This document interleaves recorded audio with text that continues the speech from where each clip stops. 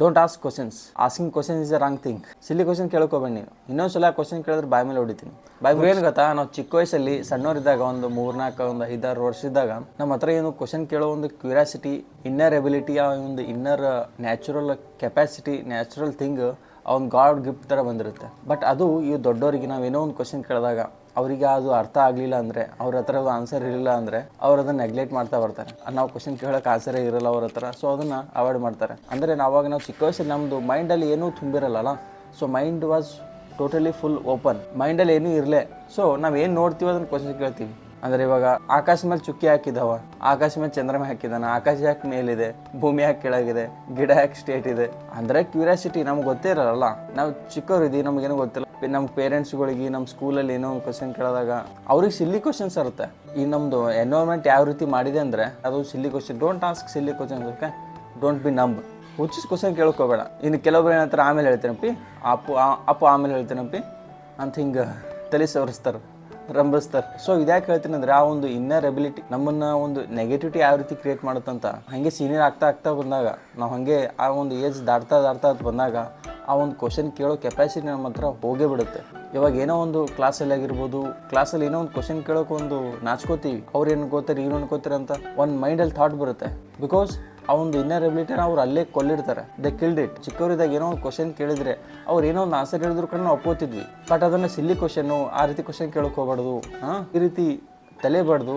So ಆ ನಮ್ಮ curiosity, ನಮ್ಮದು ಆ ಒಂದು ಇನ್ನರ್ ಎಬಿಲಿಟಿನ ಸಹಿಸ್ತಾರೆ. They killed it. ಸೊ ಅದು ಮುಂದೆ ಎಫೆಕ್ಟಿವ್ ಆಗ್ತಾ ಬಂದಾಗ ನಮಗೆ ಸೈನೆಸ್ ಕ್ರಿಯೇಟ್ ಆಗುತ್ತೆ. ಒಂದು ಕ್ವಶನ್ ಕೇಳೋಕ್ಕೂ ನಾಚಿಕೆ ಬರುತ್ತೆ, ಕ್ವಶನ್ ಕೇಳೋಕ್ಕೂ ಅಂಜಿಕೆ ಬರುತ್ತೆ. ಆ ಒಂದು ಭಯ, ಒಂದು ಇನ್ನರ್ ಎಬಿಲಿಟಿ ಹೋಗಿ ಇನ್ನರ್ ಫಿಯರ್ ಕ್ರಿಯೇಟ್ ಆಗುತ್ತೆ. ನಂಗಂತೂ ಭಾಳ ಎಕ್ಸ್ಪೀರಿಯನ್ಸ್ ಆಗಿದೆ, ನಿಮಗೂ ಎಕ್ಸ್ಪೀರಿಯನ್ಸ್ ಆಗಿರುತ್ತೆ. ಇನ್ನೂ ಕೆಲವೊಬ್ರು ಇನ್ನೂ ಯಂಗ್ಸ್ಟರ್, ಇನ್ನೂ ಸ್ಕೂಲಲ್ಲಿ ಇರ್ತೀರ, ಇನ್ನೊಂದು ಕ್ವಶನ್ ಕೇಳೋಕ್ಕೂ ಭಯ ಪಡ್ತೀವಿ. ಯಾಕೆ? ನಮ್ಮ ಸುತ್ತಮುತ್ತರು ಏನು ಅನ್ಕೋತಾರೆ, ನಾನು ಕ್ವಶನ್ ಕೇಳಿದ್ರೆ ನಗ್ತಾರೆ, ಏನೇಂದ್ರು ಅಂದರೆ ಏನಾದ್ರು ತಪ್ಪಾಗುತ್ತೆ, ನನ್ನ ಕ್ವಶನ್ ಏನಾದ್ರು ತಪ್ಪಾಗುತ್ತೆ. ಸೊ ಒಂದು ಇನ್ನರ್ ಎಬಿಲಿಟಿ ಅನ್ನೋದು ಹಿಂಗೆ ನಾವು ಬರ್ತಾ ಹೋದಾಗ, ಏಜ್ ದೊಡ್ಡವ್ರಾಗ್ತಾ ಹೋದಾಗ ಆ ಒಂದು ಕ್ವಶನ್ ಕೇಳೋ ಒಂದು ಕೆಪಾಸಿಟಿನೇ ನಮ್ಮ ಹತ್ರ ಕಳ್ಕೊಂಡ್ಬಿಡ್ತೀವಿ. ಆ ನ್ಯಾಚುರಲ್ ಬಂದಂಥ ಒಂದು ಕೆಪಾಸಿಟಿ ಕಳ್ಕೊಂಡ್ಬಿಡ್ತೀವಿ. ಯಾಕಂದರೆ ನಮ್ಮ ಎನ್ವೈರ್ಮೆಂಟು ಆ ರೀತಿ ಮಾಡಿದ್ರೆ ಏನಾದರೂ ಬಾಸ್ನ ಕ್ವಶನ್ ಕೇಳ್ಬೇಕಂದ್ರೆ, ಏನಾದರೂ ಒಂದು ಲೀವ್ ಕೇಳ್ಬೇಕಂದ್ರೆ ಒಂದು 10 ಸಲ ಯೋಚನೆ ಮಾಡಬೇಕಾಗಿದೆ. ಏನಾದರೂ ಅಂದರೆ ಲೀವ್ ಕೊಡಲಿಲ್ಲ ಅಂದರೆ, ಬೈದರೆ, ಬೇಡ ಅಂದರೆ ಇವಾಗ ಬೇಡ ಮತ್ತು ನೆಕ್ಸ್ಟ್ ವೀಕ್ ತಗೋ ಅಂದರೆ.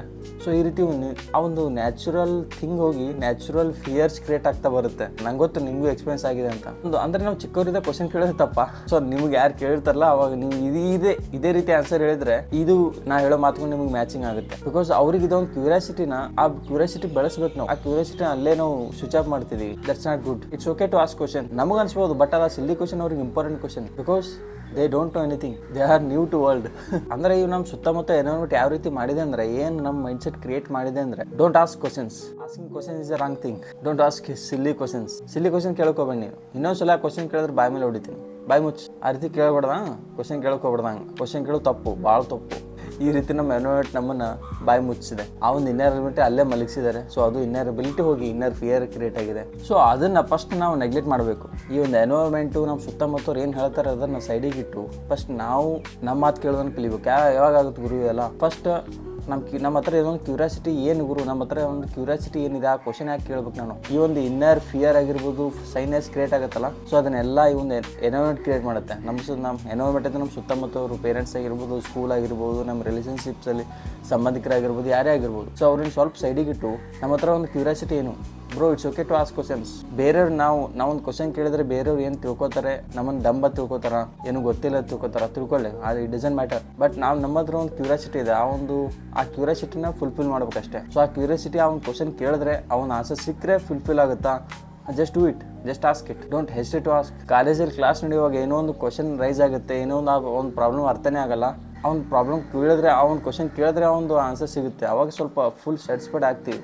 ಬಟ್ ಆ ಒಂದು ಫಿಯರ್ ಕ್ರಿಯೇಟ್ ಆಗಿತ್ತು, ಏನು ನಂಗೆ ಗೊತ್ತಿಲ್ಲ ಬ್ರೋ, ಅದು ನಮ್ಮ ಬಾಜುನ್ ಗೊತ್ತಿದ್ರೆ ಸಿಲ್ಲಿ ಕ್ವಶನ್ ಅನ್ಕೋತಾನೆ. ಆ ಒಂದು ಥಾಟ್ನ ನೀವು ಎನ್ವೈರ್ಮೆಂಟ್ ಕ್ರಿಯೇಟ್ ಮಾಡಿದ. ಸೊ ಅದನ್ನು ಅವಾಯ್ಡ್ ಮಾಡಿ, ಅದನ್ನು ನೆಗ್ಲೆಕ್ಟ್ ಮಾಡಿ. ನಮ್ಮ ಕ್ವಶನ್ ಕೇಳುವಾಗ ಕೇಳ್ಬಿಡಿ. It doesn't matter what they think. It's our question, it's our curiosity, it's our problem. You have to get it solution. So ನನ್ನ ಪ್ರಕಾರ ಕ್ವಶನ್ ಕೇಳಿದ್ರೆ ಇನ್ನೂ ತಪ್ಪಿಲ್ಲ ಅನ್ಕೋತೀನಿ.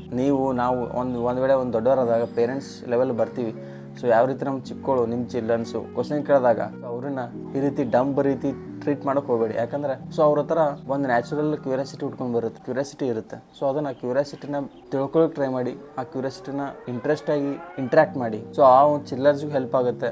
ಆ ಟೈಮಲ್ಲೂ ಹೆಲ್ಪ್ ಆಗಿಲ್ಲ ಅಂದರೆ ಫ್ಯೂಚರಲ್ಲಿ ಪಕ್ಕ ಹೆಲ್ಪ್ ಆಗುತ್ತೆ. ಏನೋ ಒಂದು ಕ್ರಿಯೇಟಿವಿಟಿ ಕ್ರಿಯೇಟ್ ಆಗುತ್ತೆ ಅದರಲ್ಲಿ. ಹಾಯ್ ಬ್ರೋ, ಈ ಒಂದು 66ನೇ ಚಾಲೆಂಜಿನ 30ನೇ ಎಪಿಸೋಡ್ ನಿಮಗೆ ಸ್ವಾಗತ ಸುಸ್ವಾಗತ. ಸೊ ಬ್ರೋ, ನೀವು ಒಂದು 30ನೇ ಎಪಿಸೋಡ್ ಡೈರೆಕ್ಟಾಗಿ ಬಂದಿದ್ರೆ ಬ್ರೋ, ಒಂದು 66ನೇ ಚಾಲೆಂಜ್ ಏನಿದು, ಯಾಕೆ ಹೇಳ್ತಿದ್ದೀನಿ, ಯಾಕೆ ಇವ್ನು ಕಂಟಿನ್ಯೂ 30ನೇ ಎಪಿಸೋಡು ಈ ಒಂದು ಡೈಲಿ ಕಂಟಿನ್ಯೂ ಮಾಡ್ತಿದ್ದಾನೆ, ಡೈಲಿ ಹೇಳ್ತಿದ್ದಾನೆ ಯಾಕೆ ಅನ್ನೋದಕ್ಕೆ ನಿಮ್ಗೆ ಸೊಲ್ಯೂಷನ್ ಸಿಗ್ಬೇಕಂದ್ರೆ ಈ ಒಂದು 66ನೇ ಚಾಲೆಂಜಿನ ಒಂದು ಪ್ಲೇಲಿಸ್ಟೇ ಒಂದು ಯೂಟ್ಯೂಬ್ ಚಾನಲ್ ಇದೆ. ಸೊ ಅದರಲ್ಲಿ ಹೋಗಿ ಒಂದು ಎಪಿಸೋಡ್ 1 ನೋಡಿ, why did I choose 66 days challenge so ಅನ್ನೋದು ಅರ್ಥ ಆಗುತ್ತೆ. ಸೊ ನಿಮ್ಮದು ಗ್ರೇಟೆಸ್ಟ್, ನಿಮ್ಮದು ಗೋಲ್ಡನ್ ವ್ಯಾಲ್ಯೂಬಲ್ ರೀಲ್ಸ್ ನೋಡೋ ಟೈಮ್ನ ವೇಸ್ಟ್ ಮಾಡಿದೆ ಡೈರೆಕ್ಟ್ ಮ್ಯಾಟ್ರಿಗೆ ಬರ್ತೀನಿ. नहीं बात नहीं कहेगा। তুমি এখন দুপুরবেলা ভাত খাবে না কি খাবে তুমি? रोटी। শুধু রুটি? ভাত রুটি দুটো খাও। कटिंग है, कटिंग कटिंग। সে বুঝতে পারছি শরীর কমাবে তো। हाँ তো দুপুরবেলা চিকেন দিয়ে ভাত খাবে না? नहीं, তো কদিন अभी चिकन बनाएगा। चिकन नहीं, চিকেন বানাবো। चिकन रात में बनाओ। কেন? रात में খারাপ হয়ে যাবে তো।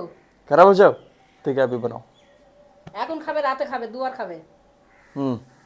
এখন খেলে গরম করে আবার যখন খাবে গরম করবে, তাহলে রাতেও থাকবে, রাতে খেয়ে নেবে। ठीक है, रात में कुछ दाल वगैरह कुछ कर सकते हैं ना। ठीक है, তাহলে রাইস করি অল্প একটু এইটুকু। हाँ थोड़ा। আর রুটি কটা? रोटी, रोटी 5। হ্যাঁ একটুখানি ভাত করি আর 5টা রুটি। ঠিক আছে।